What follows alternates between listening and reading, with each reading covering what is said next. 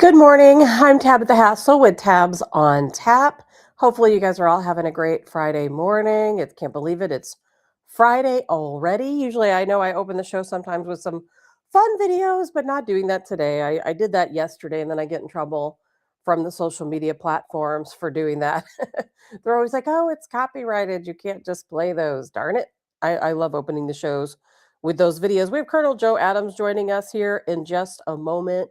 Happy to talk to Col Joe Adams. Lots going on today. We're going to talk about the current situation in Iran, how things are unfolding, a lot of new developments. We have a lot of help from our friends that I was talking about yesterday with the addition, of course, of France, allowing us to use their Air Force bases. We have Italy, allowing us to use some of their interceptors, which we so desperately need. Ukraine jumping into the rescue and allowing us to use their drone defense systems. And of course, the Iraqi Kurds. There's a lot of back and forth about this, but I am still hearing the Iraqi Kurds are still ready to assist, despite some of the folks saying that's not going to happen. I'm still hearing it is a go. So we're going to jump into that.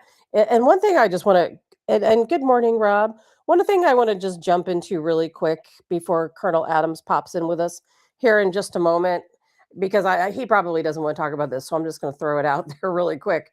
Is there are some new allegations against Donald Trump in relation to the Epstein files, and I think we all know that Hillary Clinton paid about, what was it, $23 million to have a 24-hour around-the-clock staff trying to dig up dirt on Donald Trump in 2016, literally overturned every rock looking for whatever kind of dirt they could find on him, and they found nothing.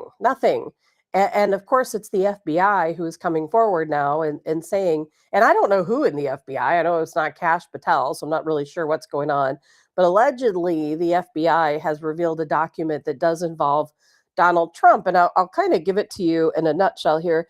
Good morning, Karen. Good morning, Jay. Good morning, Kim. Is they are claiming, and I've read the transcript, so I'll just lay it out on the line for you. They're claiming that there was a witness, a young girl who was victimized by Jeffrey Epstein between the ages of 13 and I think 17.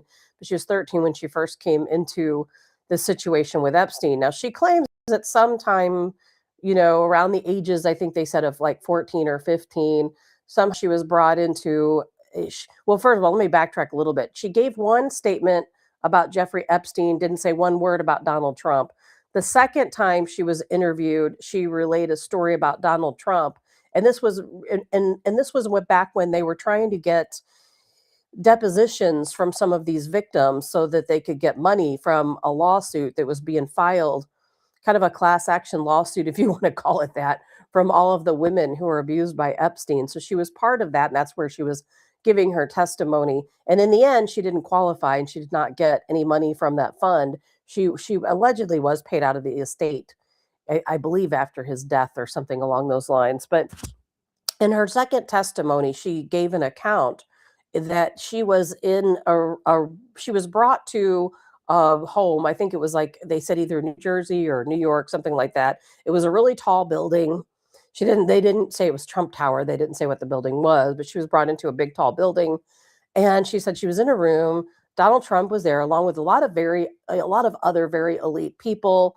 Donald Trump came in. He said, everybody clear the room, and left. It was just the two of them alone. And then she claims that he walked up to her, said, hey, something about, I'm going to show you how little girls need to behave or something like that. Unzipped his pants. I'm sure you can use your imagination for the next couple moments. She bit him. That didn't go very well, is according to her, of course. And then he yelled at her, called her the B word, and said, get her out of here. And then that was the end of that. There's nothing more that was said about Donald Trump. And, that was coming from a victim testimony. And then the third testimony, I think that she didn't really say anything about Trump in that third testimony either, if I can recall correctly. It was just that second testimony. Oh, I know what it was. The third time she came in, she said, what difference does it matter anyway? No one's ever going to be held accountable, talking about Jeffrey Epstein, because the statute of limitations at that time had expired, and she was not included in the initial lawsuit. She did not get any money when the other victims did. Now, of course, they're not giving any other story or any context to this other than that one statement. So I just wanted to go over that because I know it's going to come up. I'm not here to tell you what to believe one way or the other because I truly do not know. I don't know. Is her story true? Was she just trying to get money? I don't know. I have no way of knowing, and none of us do. And I just think I will still go back and think, we just heard Bill Clinton's testimony just the other day where he made it very clear, he wasn't even asked the question by Nancy Mace. He made it very clear when I think it was Mace that was questioning him. And he said, "Hey, you didn't, you didn't ask me for a follow-up, but I am going to follow up. And that follow-up is that I don't want anyone to think the president," and he was talking about, of course, Donald Trump, had any wrongdoing. He was never brought up. I'm not aware of anything that he did or any relationship that he had, that where he victimized people, something along those lines. And you probably all heard that clip. So I don't know where they're going with this. There's a lot of other people they can investigate. They're not investigating anyone, but they always want to investigate Donald Trump. Imagine that. Imagine that. Good morning, Linda. And I'm going to bring Colonel Joe Adams with us. We're going to be talking about the current conflict that's taking place in Iran. Where we stand today, I'm going to ask Colonel Adams, are we still at DEFCON 2? I heard yesterday we were at DEFCON 2. I've heard today that we're still at DEFCON 2. There's only one level above that, and that's number 1, and that's typically when a nuclear attack is about to take place, and I don't expect us ever to get to that number 1. We're going to talk a little bit about preparing. Colonel Adams and I, we could come up with some pretty elaborate preparations, but the average person's not going to be able to do all these things. We're going to talk about some simple things that the average person can do to prepare. Because if you heard some of Donald Trump's statements yesterday, People Magazine released this article where they were talking about how Donald Trump was saying that, attacks are imminent here in the United States. They're imminent. And yes, people will die potentially. Now, I think they might have taken that a little bit out of context, but hey, I think we all know that attacks here in the United States are absolutely imminent. So let's bring in Colonel Joe Adams with the Washington Guard. Good morning, Colonel Adams. How are you doing this morning? So good to see you. Morning, Tab. How you doing? And Colonel Adams with the Washington Guard, you probably heard me explaining to everyone that, some of the things I really want to focus on in our time today is where do we stand now? You know a lot more about the DEFCON system than I do. And some, simple preparation people can do at home if something does happen. There's a lot of talk about, our number 1 target, of course, of the Iranians is our power grid and, in internet services and different things like that. So we'll jump in with that. I want to talk about the use of cluster munitions that is absolutely taking place and why no one's talking about it. And so, Colonel Adams, first of all, how are you doing, and what do you have to talk about with us this morning? Oh, you brought up that DEFCON 2 thing. Now, I understand that the DEFCONs were originally designed for nuclear warfare and the threat of nuclear warfare, but they've changed that. Now it's a matter of national security. So I moved the Washington Guard up last week? Last week to DEFCON 3 because we were at 4. The reason I'm not at DEFCON 2 is because I don't think that it's the area that we live in the county that I live in is not as under much threat as major metropolitan areas, and so I'm still at 3. After, if we do get attacked, I guess they're saying at 2 means be ready to be attacked. Period. 3 is like watch out for it. Now they're saying no, and people don't realize that the national security experts, whoever they are, saying no, we're going to be attacked. So DEFCON 2 means get ready, here it comes. DEFCON 1 is we're in the middle of it. It's happening. Correct. So that's all. But when most people know what they should be doing, they just don't do it. Prepare. They just don't do it because it's like the Washington Guard. When people, we have members coming and going all the time because once they join the Guard, they say, hey, there's a lot of work. It's a lot of work. It is a lot of work. Yeah. So when things happen, they wish that they got the work in. So, but that's human nature, especially in America. And Colonel Adams, Yeah, go ahead. Did you see Donald Trump's statement yesterday? Now, this was in People magazine. I don't know that I trust them to not give us the correct context, but their context that they stated was that they asked Donald Trump, "Do you expect attacks here in the mainland United States?" And he said, "Yes, yes, we do." And then they went on to question him, according to People magazine, and he said, "Well, yes, we will lose lives." To me, that's a pretty big statement. Now, they may have taken it out of context. I didn't hear the interview. I only read, what they wrote. But to me, that means that and I don't think we need Donald Trump to tell us that we will have some type of attack here in the United States. No, yeah, it's coming. We're gonna get it. Maybe not today or tomorrow or next week, but yeah, it's coming. And it's because of the amount of evidence. The FBI knows a lot more than what they're talking about because they don't want to throw everybody into a panic. Correct. If they told you we're going to get hit Wednesday, there goes the grocery stores again. No, but it's the odds are it's going to happen. Better odds than Vegas. The bad guys of the house were just the players. So yeah, you need to get ready. If you don't have a gun, go buy one. If you got a gun, go buy another one with the ammunition and the training to support that. You have to. We're totally ready here. I mean, I don't even know what else. I don't know what else I could do other than get a cluster bomb. Yeah, I heard you talk about cluster bombs. You know much about those things? Yeah, I do, but we have to backtrack a little bit because Okay. while we're talking about it, I promised people we would give them some tips about what they could do to prepare. Then we don't have to circle back around to it at the end of the show. So like I was telling people yesterday, most people, you and I own a security company. You're obviously Colonel Joe Adams of the Washington Guard. We kind of understand what preparation means. There's a lot of people who say, I can't afford a large scale preparation.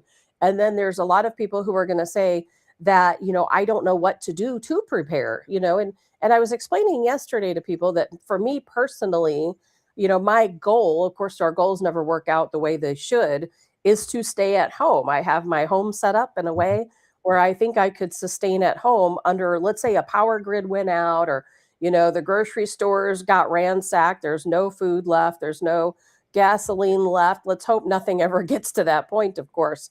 And I don't think it will. But, I was explaining that for me at home, I've got ways to cook where I don't need electricity. I don't need natural gas. I can easily cook outside. I stocked up on things that are easy for me to cook at home, packs of rice, packs of beans, things I could go outside and use a cast iron pan to boil some water. I have a fresh stream out back. One thing I have chickens, so I've got a continuous supply of eggs. Now, that doesn't mean those systems won't fail. I'm not set up, to live through any situation here. Obviously, as you said, a weapon is going to be number one. But what do you think about the average person, somebody who cannot, come up with some elaborate plan? What should they put in their home to be able to get through, let's just say, 1 month of potentially grocery stores closed, gas stations closed, no power? Yeah, like half the world, beans and rice. Beans and rice. And peanut butter. Yeah. I don't like peanut butter, but I guess if I had to survive, I would eat some peanut butter. Yeah, depends how hungry you are. Yeah, but I'll give you my answer to that, and then we'll get a little detail going. So, and I did this to the Washington Guard, and I had everybody test. I was testing them. I said, "What's more important, food and water or a gun?" And they said, "Well, food and water." I said, "Well, oh, really? What if you can't protect that food and water? You can stock up all you want to, but if you can't protect it, you're just collecting stuff for the bad guys or the people who are desperate." Right. And I told you a few episodes ago, I went and bought 10 cases of MREs, military MREs, for my neighbor. Yeah. I didn't give them to him because someday, if what happens is predicted is going to happen, he'll come to me because he knows I'm ready. He has no preparation except weapons. At least he's got that. Right. At least he has something. Yeah, but I'm actually did that because I have one of my neighbors walk up my driveway and with three dirty faced kids and said my children are hungry. What are you going to do as a Christian? You're going to Right. feed them. You're going to feed them. Right. So not only do you need enough for yourself, consider your community. It's and now it gets really expensive. If you can't afford to do what you can for yourself, how can you support your neighbors? It'll happen. Right. It'll happen. I agree. And and I know not everybody can do it on such a large scale as you, but I mean it could be buying an extra couple of bags of rice or beans or whatever type of food item you have. But I would think your weapon would be number one. Obviously you're going to want to know your neighbors because safety in numbers, of course, if you can trust the people around you. I have two state troopers are my nearest neighbors, That's and my good. other neighbors are, are they're retired state troopers, I should say, are elderly, but they're very well prepared, for just about anything. So I think I've got a good group. I think people should get to know their neighbors, who's in their community. But now what about food items? Most people can't afford to buy MREs, don't even know anything about MREs. So what if you had to go to the grocery store today? What would be like 5 items you would purchase to be hunkered down in your home? And I'm not talking about a situation where we have to get up and leave our home, but something you would have at home. That's what I said. Beans and rice. Just I mean, beans and rice? I've worked in every third world crap hole in the world, and it comes down to beans and rice. Yeah, that's And that's kind of my go-to too. But here's what's interesting, and I'm not saying that people are panicking or already panic buying, but when I went to the grocery store the other day, I've already have beans and rice at home, but I thought, I'm going to go buy a couple more bags, and I bought the last 2 bags of rice at my grocery store, and there was only 2 other bags of beans after I only bought 2 bags of beans. I didn't go crazy with it or anything, but at the same time, I'm thinking other people must be thinking the same thing right now. But and so let's say what about flashlights? What about candles? What about supplies somebody should have in their home? Maybe a first aid kit. you said, well, I would punch that up. We've got advanced first aid. Actually, a field it's enough for a entire platoon. Because again, what if one of your neighbors' kids fall? We have a good medical background in preparation and first aid skills.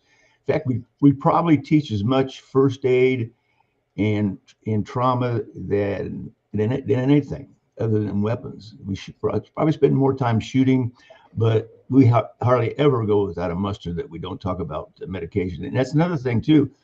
What we started doing years ago, if let's say you have a prescription from a doctor and that's something you need, cholesterol, blood pressure. Hey, what if you get heartburn? You ever had heartburn? That's no fun. I mean, things like what do you need on a daily basis? Now, so let's say you've got a prescription and your cold goes away and you still got another prescription that can be refilled. Refill it. Get a seal meal. Seal that stuff up. We have so much, and your animals. Uh, my animals come first almost. I don't know where Deanna is. Anyway, so I take care of my cats. Where's my cats at? There's one back there. So Uh, extra pet food yeah, if you or get or medication for right, animals. we have pet food for a couple years in advance. And you got to be careful what you buy too. There's a shelf life on those things. Of course, there's a shelf life because they want to sell you more, food anyway. Well, But, yeah.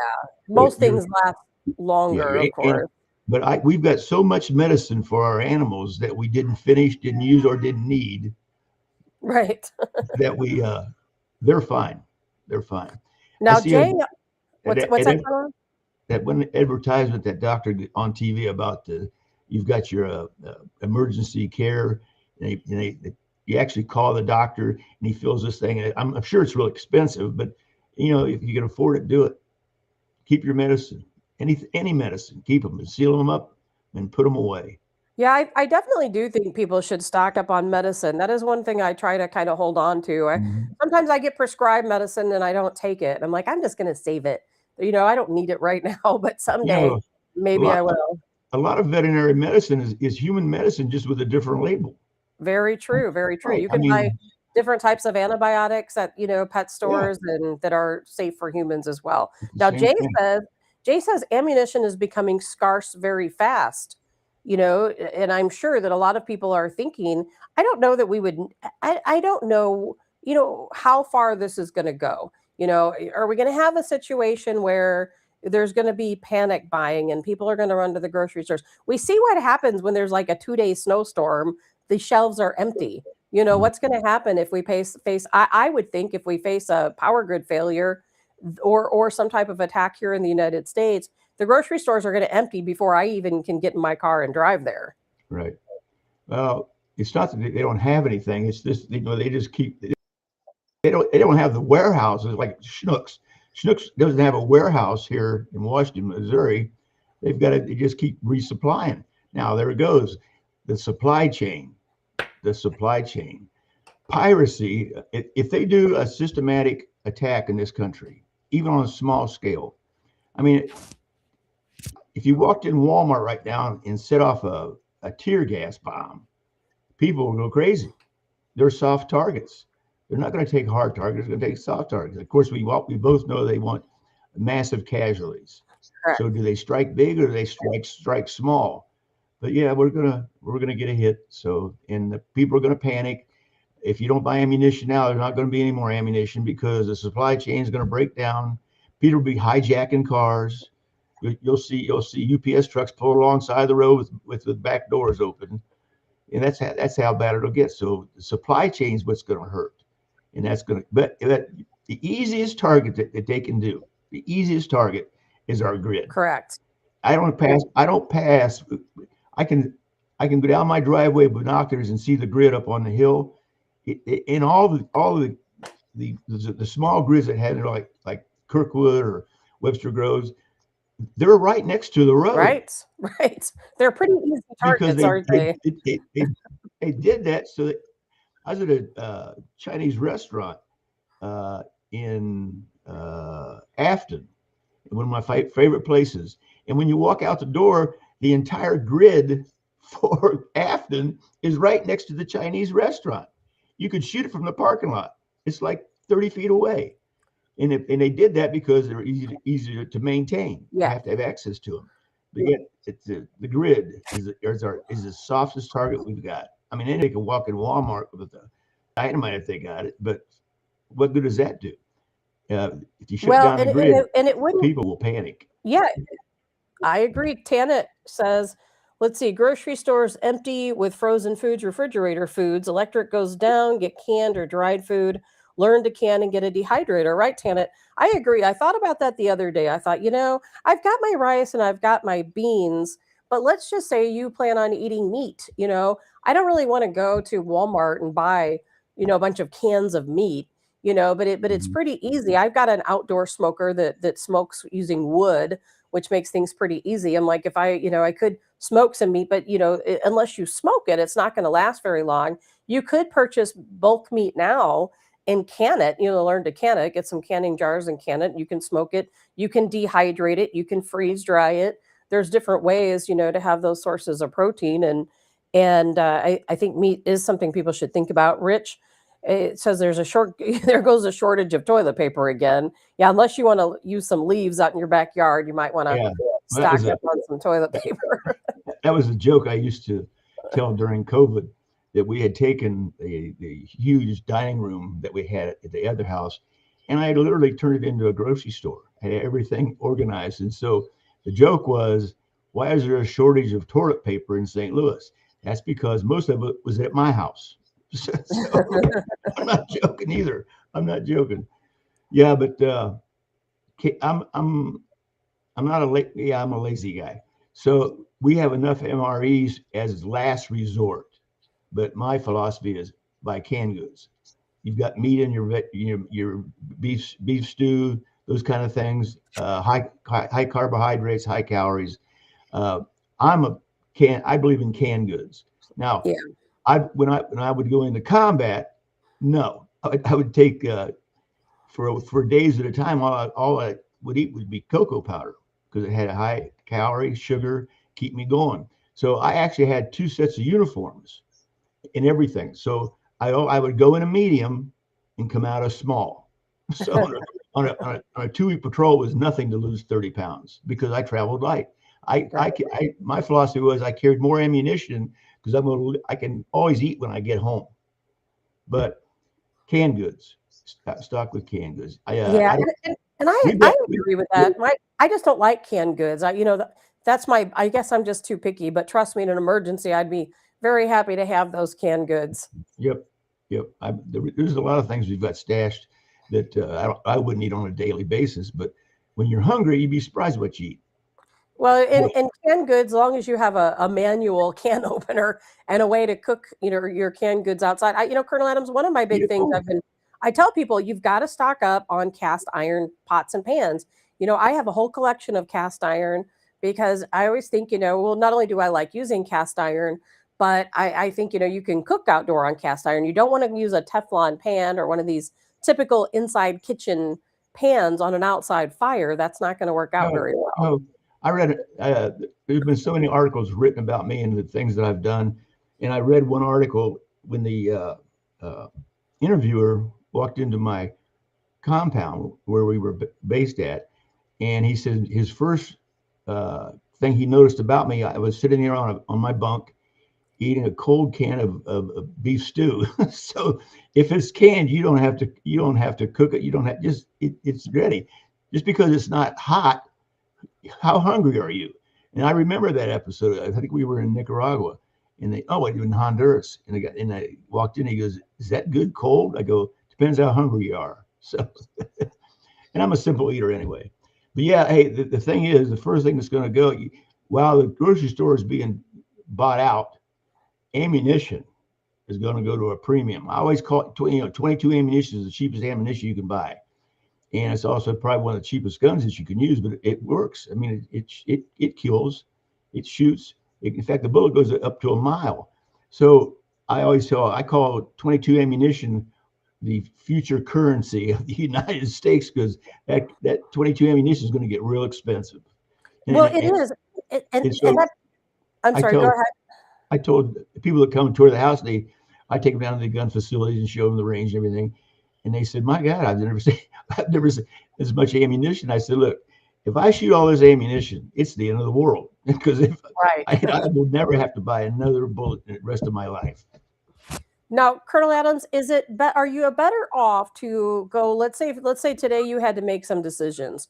Are you better off to go and buy a bulk amount of ammunition today, or buy the supplies to make your own ammunition at home? No, don't even start that but in today's market, by the time you buy the projectiles, the shell casing, the primers, the powder, which is getting harder to get all the time, it's about the same as off the shelf for factory ammunition. I mean, I've got a couple of friends that are in the ammunition business, and they do reloads, and by the time they buy all the components, they're about $1 difference between factory and reloads. So I wouldn't waste my time. Yeah, because if you don't have any loading equipment now, it's too late. Correct. See, I already have all the equipment. It was bought years ago. I don't use it, haven't had a need for it, but at least I feel like I have the safety of having it, But I wasn't sure in today's prices, in today's market, what the better value would be for most people. You don't have to like buy Remington or Winchester, a top name brand. They've got and if you're not going to reload, and they sell aluminum casing ammunition, it's cheaper. It's cheaper than the components to reload a bullet correctly. It's cheaper to buy what we call one-shot throwaways. Now, where this Berdan primer that they use and aluminum shell casings is cheaper than brass, right? And you're not going to reload it anyway. So why not buy the cheap ammunition and buy more ammunition? It works just as good. Sure. But I have a reloader, and of course mine's, again, I'm lazy. You push a button, it works on its own. But then again, you have to have electricity to do it. The first thing I did when we bought this ranch out here is put in the generator system. Not only did I remember that. Oh yeah, first thing. In fact, it was because you and I were doing 93.3, right? I remember, Those guys came on, and I hired them on the spot. Services. Yeah. They redid the whole house. But the first thing was a generator. I And remember that. I've got, most people have a tank of propane for their generator. I got 3 of the biggest ones they make. So that's just me. I overkill everything. But and Uh, there's nothing wrong with that. I don't have a generator. I don't plan on buying one. I feel like I'm prepared, to handle things without one. For that's for me personally. I just don't want to deal with all that trouble. I have no, quite honestly, if the power went out, I would not like it. I certainly wouldn't like it because I'd be really bored without, being able to use my phone. I have some solar chargers, but if we get so bad where the power grid's out, I don't think anybody's going to be on their cell phones or on the internet. But, I feel like I've tried to set myself up pretty good where if the power went out, I could survive, as but, as it is. And but I know it's usually just a luxury, not necessarily a survival tool. no, but the real reason I did that is because I could do that too. I mean, I could, if it wasn't for I was married and I have these animals, Right. uh, I could walk out the door and people say, "What do you carry to survive?" I said, "I carry a pocket knife and a roll Right. of electrical tape. I'm fine. I've lived in every and survived in every environment." No, the reason I put such a sophisticated system in this home is because of my security system. I Right. don't want Yeah. to lose my cameras. I don't want to lose Yeah. my night vision on my cameras. No, the generator was so I could maintain security, and the byproduct was I can live in comfort for a long time.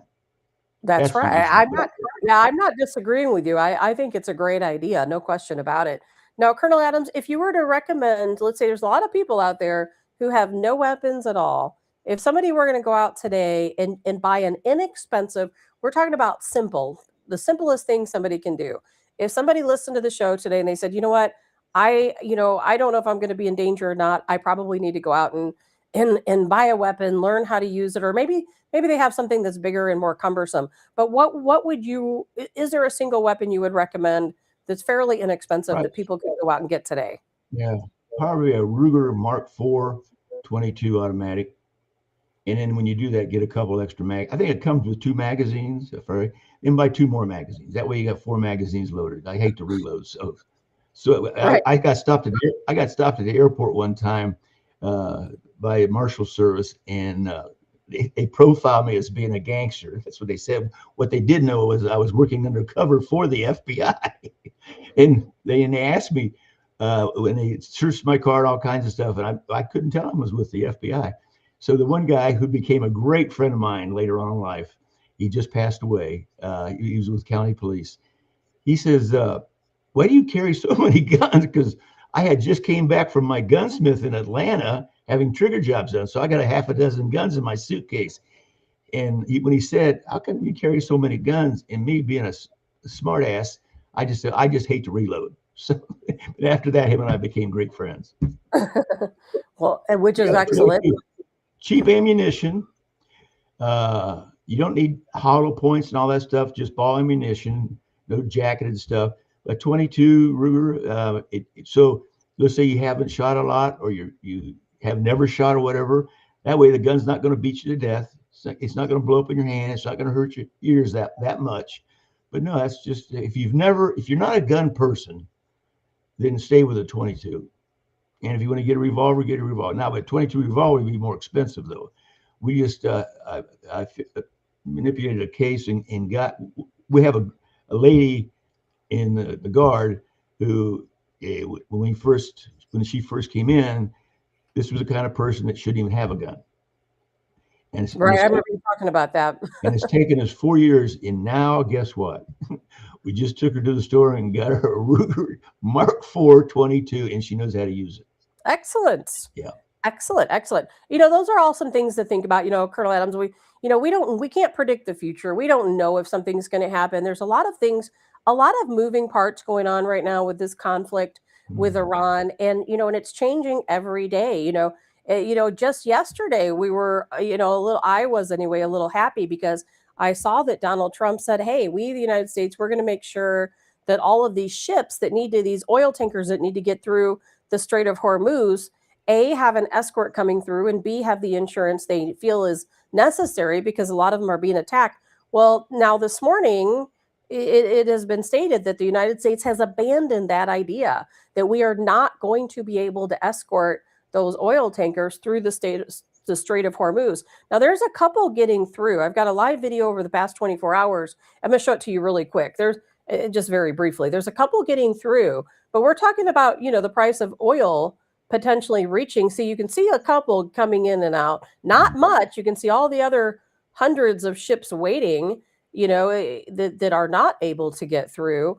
But I'll tell you, there's a lot of estimates that the price is going to go up on a barrel of oil more immediately to $150, and thereafter it could reach as far as $200 a barrel. And people in the United States say, well, that doesn't affect us, but it does affect us. I just paid almost $5 a gallon for gas the other day. Now, maybe that's price gouging, of course, but nonetheless, it does affect us, because what happens when it starts shutting down other economies in the world? Yep.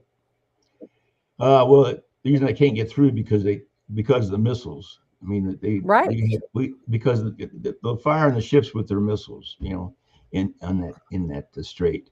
So that's the problem. That's why they're all backed up. But for him getting see where the escorts in there and protecting them and get them through, it's common sense. I mean, from day one I knew they were going to have to do that. It's no big deal. But now they're not. But they're not going to do it. You watch and see. I'm telling you, they have no choice. Now, here's an announcement today, Colonel Adams, that came through this morning. And it states, Energy Secretary Chris Wright has said Washington will first focus on weakening Iran, and only later, when it makes sense, will we consider escorting ships through the strait. That originally we obviously had that plan, but they said that we just cannot take the risk that, on these strikes from Iran. And that means it could be days, it could be weeks before, ships are able to come through. That's common sense. Of course, but eventually they're going to have to do it. So hopefully they'll crush Hezbollah and Iran before we have to do that. But it's a matter of time. But how come we haven't heard anything from China? China has entered the picture, to some degree.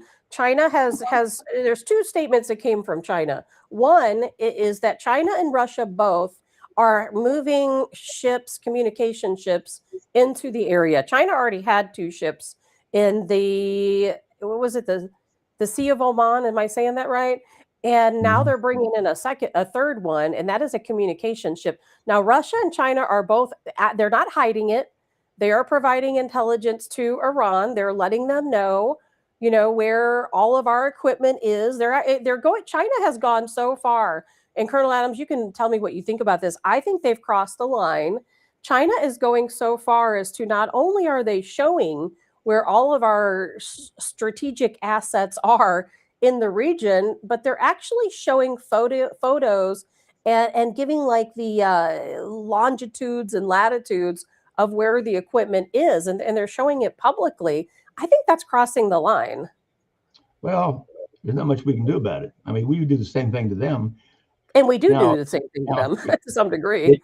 I don't know when it's going to be announced or if it's ever going to be announced, but let me explain one thing to you. Donald Trump and China have made a deal, and that's all I'm going to say. Jay commented in that guns is a tool, but you need to be proficient with them, otherwise it's useless. No, it's worse than useless. Right. No, it's worse than useless. If I've had people that I was trained to shoot that should not have a gun. Now, I'm going to speak primarily about girls. The lady who's never had a gun, and now her husband's passed away, and she's by herself, thinks they need guns. And I've worked with these people, and I had one lady that I was teaching to shoot. She says, "I've got to sit down. I think my legs are going to collapse." She was that scared. If you're not proficient with it, all that's going to happen is they're going to take the gun away from you and use it on you. So you're right, Jay. You're absolutely right. Some people shouldn't have they're more in risk, endangering themselves if they do have a gun. Period.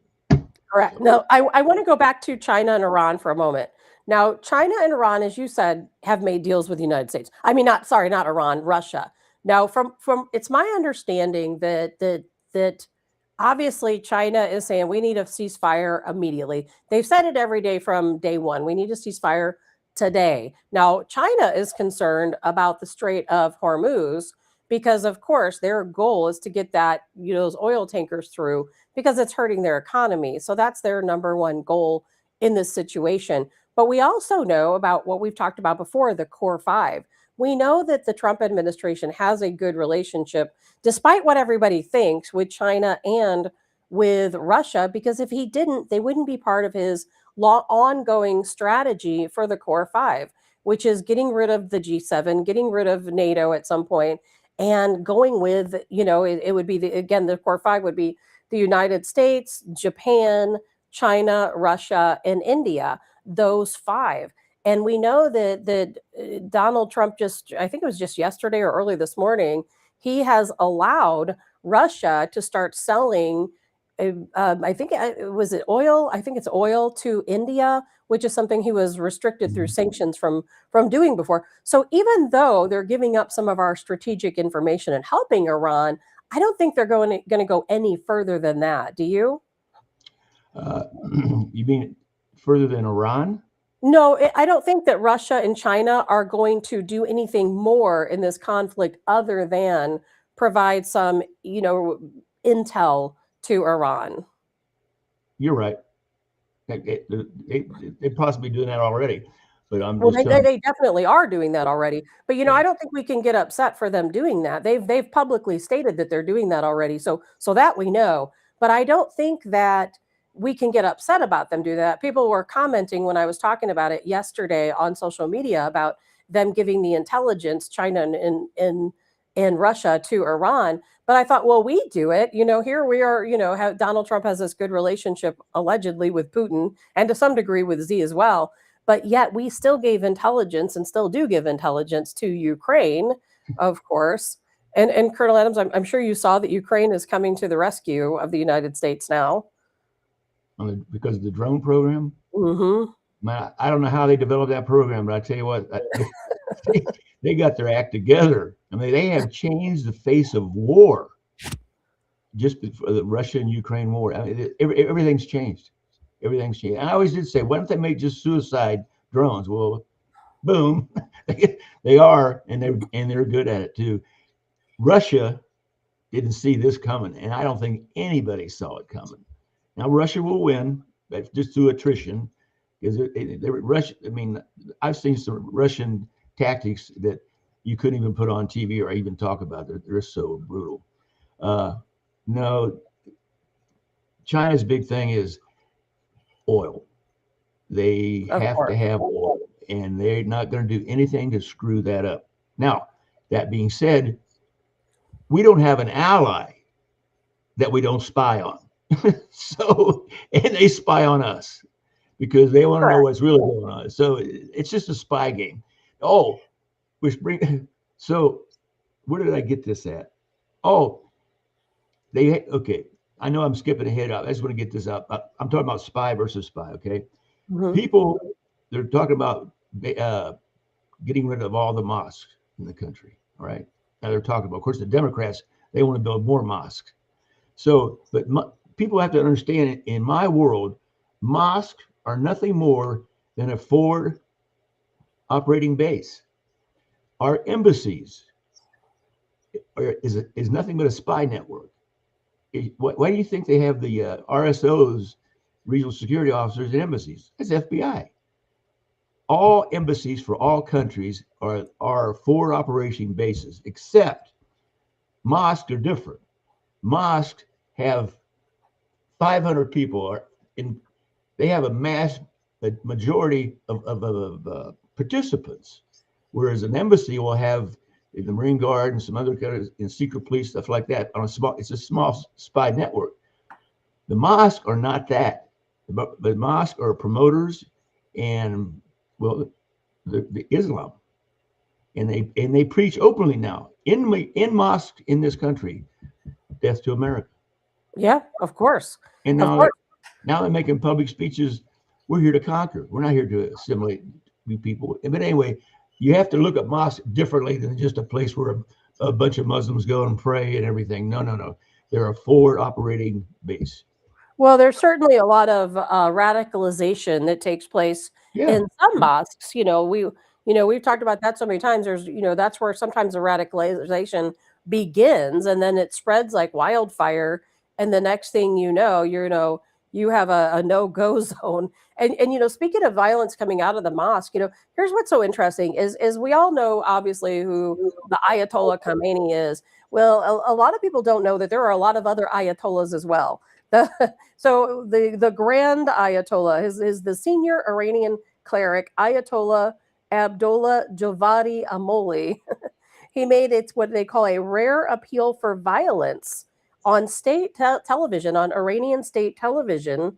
And he said that we need to shed Trump's blood. Literally, those words shed Trump's blood. They are calling for violence, asking for attacks on America. And they're not all mosques are radicalized, of course. There's probably a radicalized person within every mosque, but not all mosques are radicalized. But we know that there are meetings going on right now in various parts of the country where people are talking and they say, hey, we've gotten the call we were waiting on. They're telling us we need to shed blood. They're calling for violence and retaliation, revenge on Americans. They specifically state Americans. They don't even talk about Israelis, specifically state Americans. So, we're certainly under a threat every day. We don't know how many sleeper cells are in this country. I'm sure at the very minimum are about 20,000, probably closer to 1 million or more. Yeah, the bad guys have the advantage because they know what they're going to do. We're just guessing at what they're going to do. Just like those 7 people that got taken off in last November. Thank God we have the FBI and Interpol and crack their codes and crack their ciphers and all that. And but they were going to, and they were going to shoot up a gay bar. That's why I was wondering where that bar down there that just got shot up by that in Austin, Texas. It was not a gay bar, just a regular bar. Yeah, but I looked into it. I mean, that's like a party strip. That whole street there is just one club after another. Not it, so he, but these nightclub stuff. Like the last people who would hurt them or hold anything against them are gay people. What are you picking on them for? They're your least enemy. No, anyway. Well, now, Colonel Adams, we only have a few minutes left. So something I wanted to jump into before we head out is obviously the situation in Iran. In a way, it continues to escalate. There's 2 things I mainly want to talk to you about. And I touched base on this yesterday, but I want to see what your thoughts are. Is that we keep hearing these statements that Iran is, they're launching today. Yesterday it was 86%. Today it's 90%, launching 90% less missiles. The number's a little bit different on drone attacks. Now, we, the United States, are what we're saying. I'm going to call it propaganda because I know every country has their propaganda.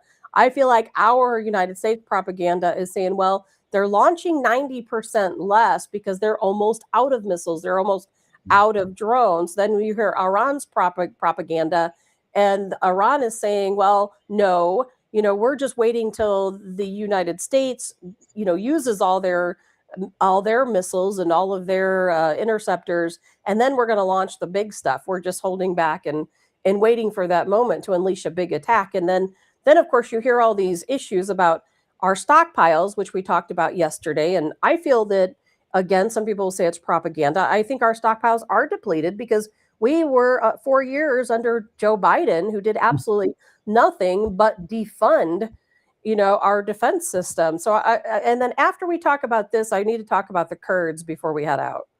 Well, it's a game of numbers now, and it's about the launchers. Every time we take out a launcher, it's like grounding 1,000 missiles.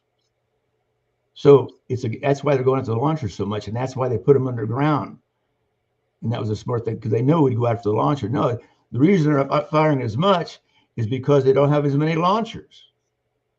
How many we've taken out? We've taken out a lot of their launchers, and we just took out one of their big drone ships as well that carried a lot of their drones. That's a little bit less drones. But are we the United States?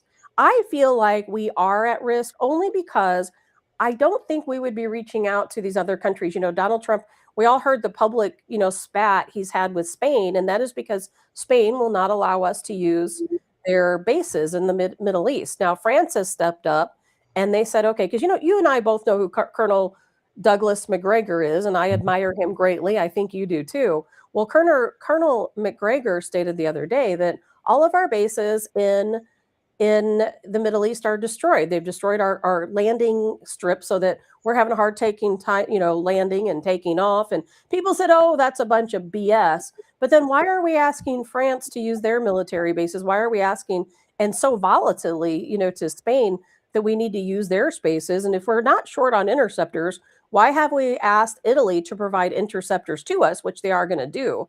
Now the drone situation is different. We in the United States, Donald Trump is trying to ramp up our drone production, coming up with new drone technology. We are way behind the game, when it comes to drones. But do you think the damage to the Air Force bases is as significant as what Colonel McGregor has stated? Well, I would certainly think no. I don't doubt anything he says. So correct.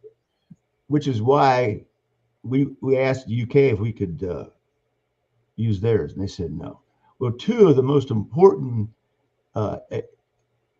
bases that we have, one of them is controlled by the UK, and it's that important. It's the Pacific one. So that's. But now understand, why? Now did the UK come out this morning and say now they're going to let us use their base or not? I did not hear either direction. If they made an announcement this morning, I know France did. France is going to allow us to use their air bases. We talked about that yesterday. I haven't heard about the UK. I know the UK has a destroyer they've moved into Cyprus, as has, Greece has a couple destroyers out right now as well. But they're all saying, they don't want to get involved. They're just there if they have to be there. And of course, they want to protect their own assets. Yeah, and they're scared of the Islamic movement in Great Britain. That's one of the big important points. If they do that, and because they're outnumbered, right? I mean, like almost every major province over there has got a mayor that's Muslim, right? They're surrounded. So them, but still, I guess they forgot about World War II. Speaking of that, I don't know if people realize this. We haven't had a declared now. Okay, this War Powers Act that they're hammering Trump about, right? Crap, and they know it. They know it. It's right there in the Constitution. They know it. We haven't had a declared war since World War II. What happened to Desert Storm and Iraqi Kurds and Vietnam and Korea? We haven't had a declared war. Now these clowns in Congress and stuff want to have if we had to wait on Congress to pass a permission to go to war with Iran, we'd already be dead, right, from a nuclear bomb built by them. But do you think yesterday? Well, yesterday they voted unanimously in the House to designate Iran as what the biggest, largest sponsor of terrorism, or the biggest terrorist country. I can't remember what it was. And does that pave the way for us to be able to do more and to actually declare it a war and open up additional funding that comes with a declaration of war? Not only additional funding, but there's a lot of talk about, putting boots on the ground, and we can't do that without certain red tape being resolved. Well, historically, there's two things that I think is kind of funny. Of course, I'm a sick person, kind of funny. Is one about how many years have you heard that Iran is 2 weeks away from a nuclear bomb? Right. As long as I've been alive, quite honestly. How many years? I don't think any of this has anything to do with nuclear weapons, because we apparently destroyed their nuclear facilities, remember? Yeah. So we've been out here, we're going on our 5th year, okay? I remember listening to some senators and congressmen talking about how Iran was 2 weeks away from having a bomb. And that was almost 5 years ago. And they always said I've been publicly talking about Iran on radio since 2012. And back then, I remember talking about Iran and their nuclear weapons. And we in Congress and the House have been talking about the biggest terrorist activity sponsored by Iran. How long have we heard that? We already know. They're talking about things we But already that, but know. that, you know what? That's hold on to that point right there because that is exactly what I want to talk about. The point you just made is that we've already said that Iran is the largest, sponsor of terrorism. But now, so why is it that we're in the House publicly declaring, actually putting a decree to it that they are this big terror organization, the country of Iran? We're doing this for a reason. I just don't know what that reason is. We're going down a path for a reason because none of that was necessary. We didn't have to do that, but we did do it. We did bring it to the House. We did have this decree written legislation, that says yes, they are unanimously the largest sponsor of terrorism. So why are we doing that? What action are we trying to do where we need to do that first? It's like voting if the sun's going to rise tomorrow. Come on. They get more ridiculous every day. There's something happening. Jay says we put boots on the ground without Congress. It's not needed. And so, Jay, are you starting to say we don't need congressional approval to put boots on the ground? I'm not 100% sure what you're saying, but Jay also says that every time they launch, they get targeted because they can track where they came from. Also true. Technology is a crazy thing. And then look at Israel use that. What do they call that? Is it called the Blue Sparrow? Where they actually launched a missile. The very first one that hit Ayatollah Khomeini's home was what I think they call it the Blue Sparrow, where it actually launches the missile up into space and then it drops from space right down onto its target, which is really crazy to think the technology that we're using. But yet, why aren't we? I would think we'd have a lot more technology to use, but we're just kind of fighting an old-fashioned war here. Well, in any war, there's always going to be some artillery or airstrikes before the boots on the ground go in if they have to go in. Unfortunately, two things. One is, I'm old school. In my community, there was a saying that you never win a war unless you're face to face with the enemy eventually. Okay? You have to have boots on the ground. Now, boots on the ground is a bad thing to say because nobody wants to have people, our American brave people, men and women, killed. Unfortunately, that's a part of war. How many we lost already? 6 people? Well, that's what they're telling us. I think the number's far higher. We just haven't learned the full number yet. Yeah. They used to wash up on the beach down in Honduras, but they were killed over in someplace else. Unfortunately, what's different is the only thing that's different is the drones. The drones has changed that. I still believe, because that's the way I fought, face to face with the enemy eventually. After all the arrows, we soften them all up, blow up the mountain, do as much damage as we can, and send in the Marines. But that could have changed that because of this drone technology. That has really, I've never seen war redefined so fast as this drone air war. Yeah, drones are, that's definitely we in the United States, unfortunately, we're way behind the game on the drones, but we're working on that. Now, Colonel Adams, I wasn't planning on talking about this today, but I'm going to throw this in there. There is a company, it is a military contracting company I believe they're located near Dover Air Force Base in that general area. Now, they are placing ads on various websites where you find a job. They're looking for personal effects handlers. Now, why are they needing to hire multiple personal effects handlers? We've lost 6 American heroes lost in this war. Clearly, we're planning to lose a lot more because a personal effects handler, what that person is, as I'm sure some of you know, is that when we lose troops, their belongings are sent to Dover Air Force Base. And we have personal effects handlers that receive their personal belongings, sort through those personal belongings, make sure that they're separated, that anything that belongs to the military goes back to the military, anything that belongs to the family gets back to the family. And all of a sudden they're hiring multiple positions for personal effects handlers. And I'm only guessing that either there are more casualties, which I certainly think there are. I don't think they've told us yet the full scope of American casualties based on things I'm hearing from people I know in the military, but also maybe they expect a lot more casualties. Don't you think that's kind of odd? That's an indicator. I think it is an indicator. Very good, Tab. Yeah, that's it's kind of chilling, actually. Yeah, It is. And now, Colonel Adams, we obviously, if there's a lot of talk about boots on the ground. I don't know if this is going to happen. And now you probably know a lot more about the Kurds than I do. There's been a lot of back and forth with the Iraqi Kurds coming into Iran. And for the Iraqi Kurds, it's kind of a two-part mission. I don't think they really care too much about helping the United States, but yet they want to take back the Iranian Kurdish area, which they've lost. And so it could be a two-part mission for them. What do you think? Is that going to replace America putting boots on the ground? No. I'm surprised the Kurds even talked to us. We screwed over them. We did. Just don't even. Please don't even. I know so much about that and what they did.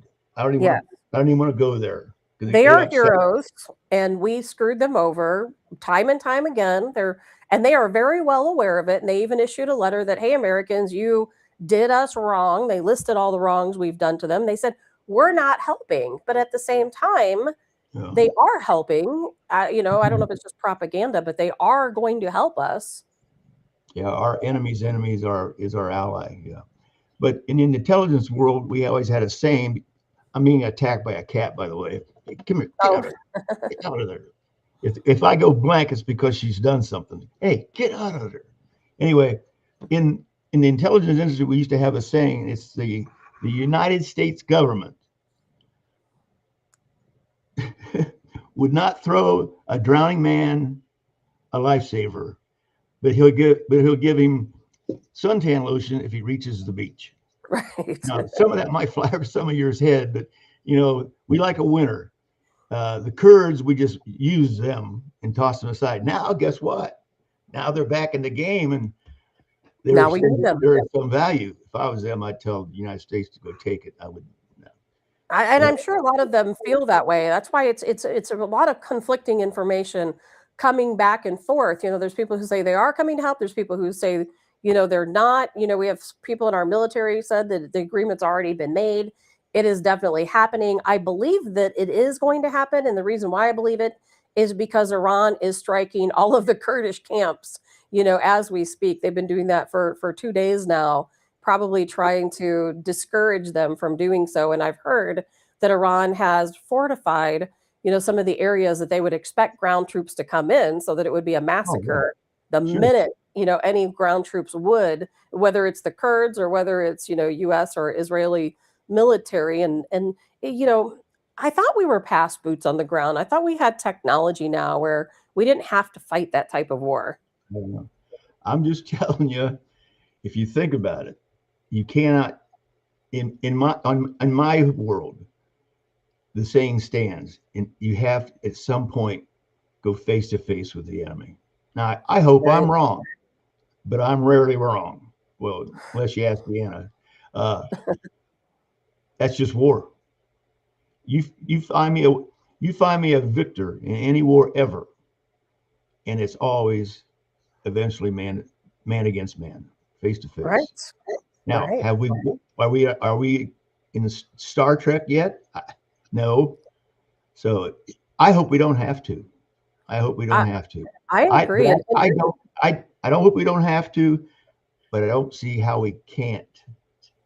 It is a very difficult situation. I know Mr. Parnell said Kurds put out a statement that they are not getting involved. And Mr. Parnell, I saw that also, but I also know that somebody I know within the military who definitely is in the know told me, they didn't say, oh, there's a possibility. They said 100%. This was just this morning. 100% the Iraqi Kurds are going to assist the United States, that they are going to do it. Now, I know the Kurds have said they're not going to. But I'm hearing that they're already mobilized. It's already happening. That's why Iran is attacking them. But when we come back on Monday, we'll certainly have more, of course, information at that time, won't we, Colonel Adams? A lot will probably take place this weekend. So they say they're not going to get involved, okay? So as soon as they say that, Washington starts talking to each other and going like, well, how do we get them? What's it going to cost us? They'll get them. Somebody said everybody's got a price. They'll get them. Yeah. So all they did was just raise the ante, because they hate the enemy. They hate those people because they're always persecuted. Yeah. And this is payback time. So they're not in the game yet. We'll see. We'll just have to pay them more. That's all. Well, or we need to give them some land. That's what they want. They want a place to call home, and they want to reunite. There's the Kurdish in Iran who are not part of the militant faction. Anyone that was militant left that Kurdish area in Iran and went to Iraq, but they want to be reunited. They want to be together. They want a home, a piece of land. I feel like we owe that to them. And I'm hoping that's the deal we work out for the Kurds. I think they deserve that. Bingo. That's exactly right. give them their own, their own. Yeah, they deserve it. Now, Colonel Adams, I've got to run. I got to get to work. I know you do too. Do you have any final words? Anything going on with the Washington Guard you want to talk about? No, everything's normal here. We're dealing with a lot of the police departments now, doing some other things. But again, to keep you posted on what's going on, I have to read the newsletter sometime because there's so much going on. I miss things. So patriots at thewashingtonguard.com and just sign up for our newsletter. Don't even have to be a member. We have no secrets yet. Define irony. Guess who makes the best cluster bombs in the world? Spain. Oh, really? I did not know that. Yeah, I know. They're being used. I've been under attack with cluster bombs before. We got hit in Zagreb, Croatia, and actually they dropped I think it was at Kosovo. I got hit, and so did Belgrade. The caps, Serbia, Greater Serbia, got hit with clusters. I got hit with two different occasions. One was a psyops bomb, and the other was just a plain cluster bomb. But now they haven't used, as far as I know, the ones with the white phosphorus and the the phosphorus bombs. I've heard reports that they have, but I've not seen any proof of that. And I think if they did, we would see the proof. Those are the best things if you're going to hit civilian targets. That's the best one. It's the cluster bomb with napalm and white phosphorus, because when the fire trucks show up to put the fires out on these residential areas, they can't put the fire out. Right. It don't work. We use those in Syria. We, the United States, use them in Syria.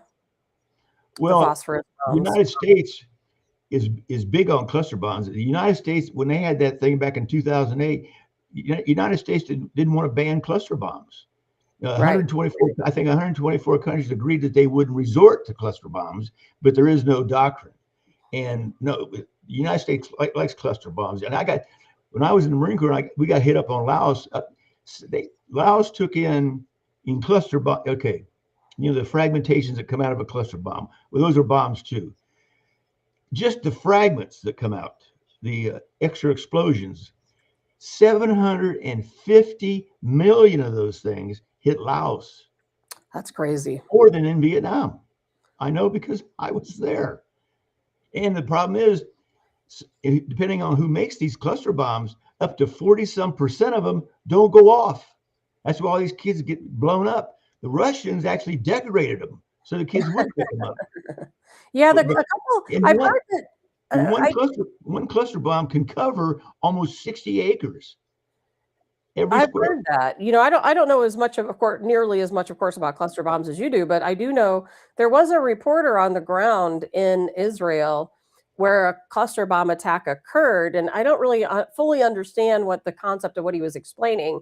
But he said even though it was a cluster bomb, somehow there wasn't explosives loaded into it, which is confusing to me. I don't really know what that means, but it was a cluster bomb. It did rain down upon an area of Tel Aviv, but there were no explosive materials in it. What that means, I don't know. That don't make sense. It doesn't make sense to me either.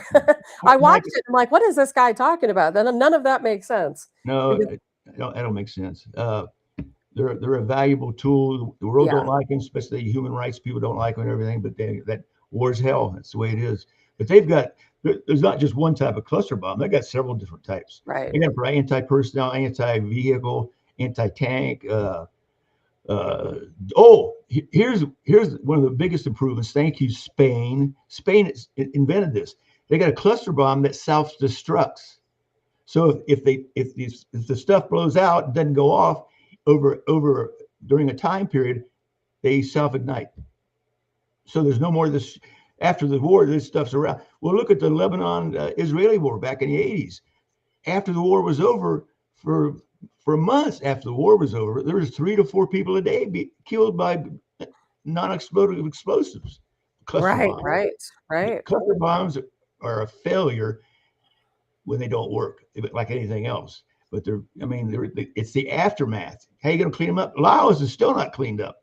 Up at our air base, up in the jars, they had to come in, and human rights people come in and clear the path through it, and it's a tourist attraction. But don't get off the sidewalk.